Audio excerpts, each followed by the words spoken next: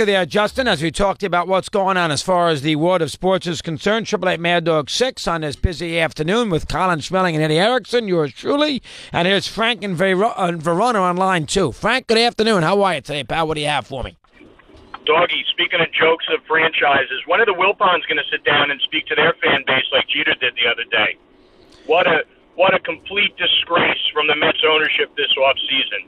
I'm so sick and tired of rooting for this team and watching their payroll go down, down, down. Here's what I would say about the Mets, and I will give you a chance for rebuttal here. Is I generally agree, you can't run a team in New York City that has help with an SNY network, a team network. You cannot, under any circumstances, run it like you're running the Seattle Mariners, the Kansas City Royals. And they have to get into a situation to spend some money, go out there, and they should. The Mets should be $100 million payroll every single year. There's Toronto and Baltimore have a higher payroll than us. It's a complete disgrace.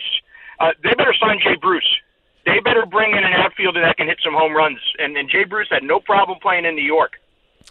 Well, I don't think they're going to sign Bruce because I don't think they want to give Bruce a long-term contract, but I understand a Met fan's complaint with the owner. Now, they did bring in Cespedes. They got him signed last year, and the market fell back to him, the 4-year, $100 million deal. And, Cespedes, that first year didn't work out. But the Mets are, they got about $125 million payroll, and the Mets should not have $125 million payroll. That's about middle of where they... that's about the middle of the pack in the sport. The Mets payroll should be, top 5, top 6. That's what it should. Met payroll should be with the Yankees, not quite as high as the Yankees. I'm not going to go that nuts. Or the Dodgers, or along those lines. No, I'm going to be reasonable about it. But the Met payroll should be every single year between $150 and $175 million. No questions asked. And it's not that way. The Wilpons do not have deep pockets. They are not in a scenario where they got stung with the Madoff thing. I think that still rears its ugly head at the bankers at the bank on a day in, day out basis. And they're never going to sell the team because you don't sell baseball teams if you can avoid it in New York with that ballpark. But overall, the Mets, who charge lots of money for tickets, they're doing their fan base a disservice. They shop at the bottom of the barrel most times, and that's not the way they should do this. So overall, I agree with you 100%, Frank. Here's Mike in Arkansas, and he is with us as I get this button pressed properly, and he is on Mad Dog Unleashed. Mike, good afternoon. How are you today? Good. How are you? Hey, Chris, happy holidays to you and your family. I'm actually on the border of Missouri right now, so I'm driving the truck across the country. Good. Drive safe, most importantly. Go ahead. What do you have? You betcha. I grew up in San Mateo, California, watching the A's in the 70s, and the stadium's never changed. You're right, it's a dump. But they tried to have a plan to move to San Jose, but the Giants have a block on that territory. Which is not the right. The Giants should have done the right thing for the sport, and the Giants should have helped the A's out. And the Giants did not do that. The Giants should not be so worried about what their territory is. The Giants should have taken they should have taken some money from Oakland, and they should have said, you know what, you want to go to San Jose, go to San Jose. We got the great ballpark downtown anyway. We won 3 championships. I totally disagree with the way the Giants handled that. They should have turned the other cheek for the good of the game and do it, and they did not do it. So I'm down on them. Go ahead. Next.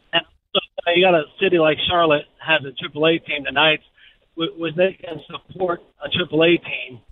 Then you got a market like San Antonio is begging for a football team, and maybe San Antonio could be an answer for one of these franchises.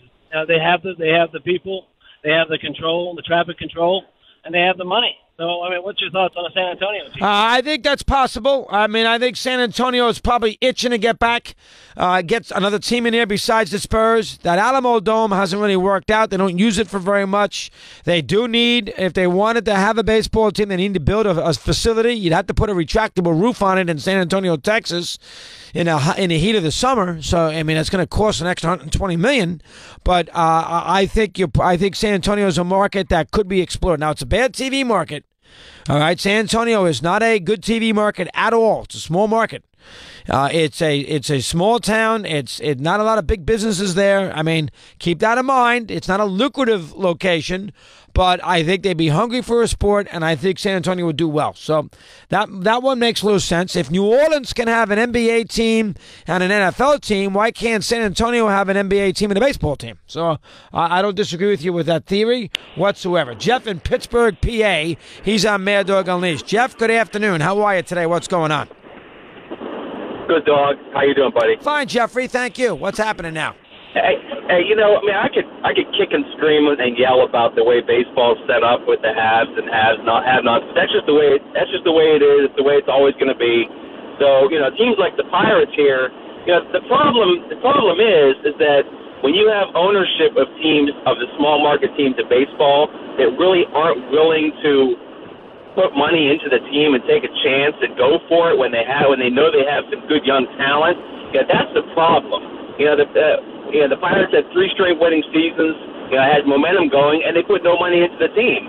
And when you have ownership that is just not willing to do that, and they're going to make money every single year regardless. They can cut payroll, they can do whatever they want. That's the problem. And so, in my mind, Major League Baseball needs to really take a look at who the owners of these teams are and kind of put their feet to the fire. The Bob Nuttings of the world, he really doesn't care. Yeah, if he wins, that's fantastic. But the money bottom line is really what matters to owners like him. I just wanted to kind of get your thoughts on that. I think the Pirates in that beautiful ballpark, they should be not as concerned. I don't know what Nutting's finances are. I can't answer that. But the Pirates, in that 3-year period, don't forget they lost to the Giants in Bumgarner. They lost to the Cubs in Arrieta in a wild card playing game. The other year, they beat the Reds in the wild card game, and then they lost to St. Louis in 5 games. The Pirates were pretty close and pretty good for a 3 or 4 year period. It did not pay off in a championship. I'd have to go back and look at moves the Pirates made in July, whether they did anything to get them over the top, but I understand where you're coming from. The Pirates right now should not be in a situation where they are that wrapped up and that concerned with the scenario of how much we should spend and should not spend. I know they got to run it like a business, but they have that. They got probably a $90 million payroll in that beautiful ballpark. I understand that, they probably don't have a great television contract. I understand that markets football. I get that too, but they probably should be a little bit more competitive on a day in, day out basis. 19 in front of the hour. We're continuing, and we're on Mad Dog Unleashed.